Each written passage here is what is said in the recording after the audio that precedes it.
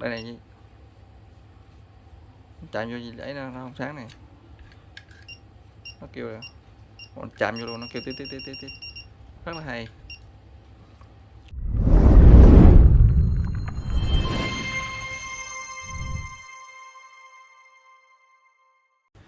Chào các bạn, hôm nay mình sẽ review một cái bút điện thư điện khá là hay. Mình mới đặt trên hàng Shopee. Bút thư điện này nó sẽ khác với một bút thư điện khác là nó, mình sẽ nói nó giống như là nó có sáng đèn giống như mình cái bút thư điện cùng loại này, và cái kích thước và hình một cái cấu tạo nó khác giống nhau. Nó vẫn có pin và đều giống như hết, nhưng mà nó khác một cái là nó có cái loa nha các bạn. Đây, cái loa đây là loại mới này, nó có cái loa ngay đây đó, loa đen đen nè, đen đen này là cái loa trong cái pin đó nha các bạn.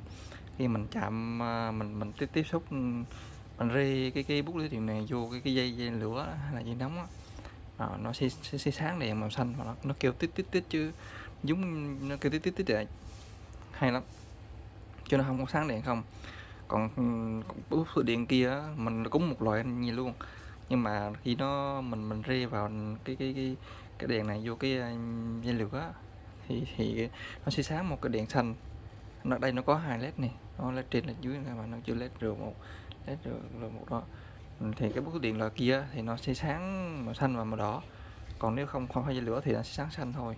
Còn có cái này là thì mình rê vô thì nó sẽ sáng màu xanh, mà nó chớp màu xanh, mà nó kêu tít tít tít tít vậy, hay lắm.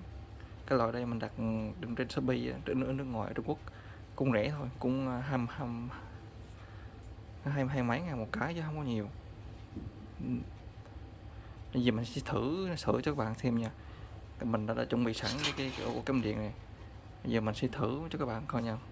Mình rê, mình sẽ chạm một đầu này vô cái ngón tay mình, và một cái đầu khác mình rê vô cái dây điện. Giờ mình sẽ đi nha. Đó.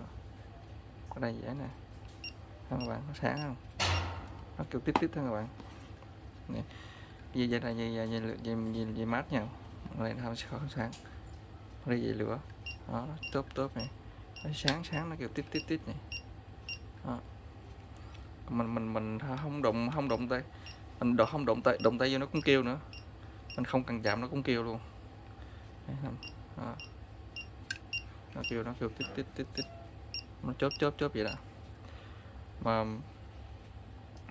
Mà mình nếu mà mình chạm cái tay này trực tiếp vô nguồn điện luôn á, thì nó cái đèn đỏ ở đây nó sẽ sáng lên luôn cùng với cái đèn xanh, và nó chớp mà nó kêu tiếng nhanh hơn nữa. Mình sẽ test cho bạn rồi nè.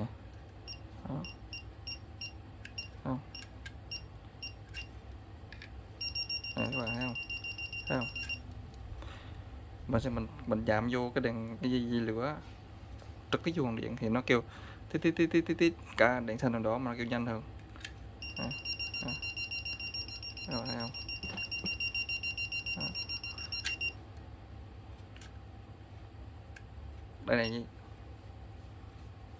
chạm vô gì để nó không sáng này, nó kêu là chạm vô luôn nó kêu tít tít tít tít tít, rất là hay.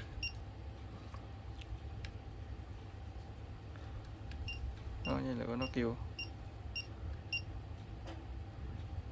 dây mát sẽ không kêu, lửa nó kêu. Các bạn đừng nghĩ là cái dây đây là mình nói đổi cái gì, vì mình nói này nó đảo chiều này nè, chứ không phải là này không, cái xe này nó bị đảo chiều này, chứ không phải là mình lừa dối gì các bạn. Bây giờ nó đảo qua đây nên cái dây này là dây lửa này, bên dây nóng này, mình chạm vô nó cũng kêu chạm tay vô nó kêu tít tít tít tít tít tít tít, hai cái, mà không bình thường thì nó sẽ kêu tít tít vậy. Còn dây này thì nó không kêu, chạm trực tiếp vô vậy nó cũng kêu. Mà các bạn đừng có chạm nha. Các bạn test không á, test bằng các bạn dò nguồn á, nguồn lửa nguồn mát á, thì bạn đừng có đụng, bằng khi rài thôi, rài đó nó sẽ kêu đó. Rài nó kêu, các bạn chạm nó cũng kêu, mà bạn rài không nó cũng kêu nữa đó. Mà đặc biệt là bạn chọt vô đây, nếu mà chạm dây tè nó kêu tít tít tít tít hai cái, giống như nó cảnh báo mình hay sao đó. Mà thường là mình sẽ rà ở ngoài, chứ ít khi mà mình chạm vô trong này lắm. Rất là hay.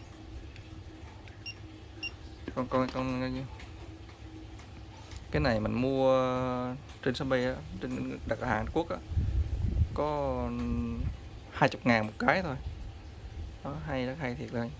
Khi cái nó hết pin cái này thì mình mở ra mình nó có cái chức năng thông mạch nha. Thông mạch thì cái chức năng bình thường của cái bút điện loại này cái nào nó cũng thông mạch hết, nhưng mà điều cái loại kia á, thì nó sẽ có hai cái đèn thôi, nó có chuông, còn cái này nó có cái chuông, nó kêu tít tít tít luôn. Đó. Hay 20.000 rất là rẻ, mình không biết là Trung Quốc nó làm cái này thì nó lời kiểu gì, cái gì có rất nhiều chi tiết luôn. Cái đây rất cứng cáp chứ không phải nó đơn giản là mình có dặn được mọi thứ luôn, nhưng mà nó nhìn chè mà nó bán có 20.000 nên không biết là bên đó họ lời kiểu gì luôn. Đó, rất hay. Mình dùng thông mạch nè. Test test nguồn, test dây nguồn, chạm vô hay ghê chưa.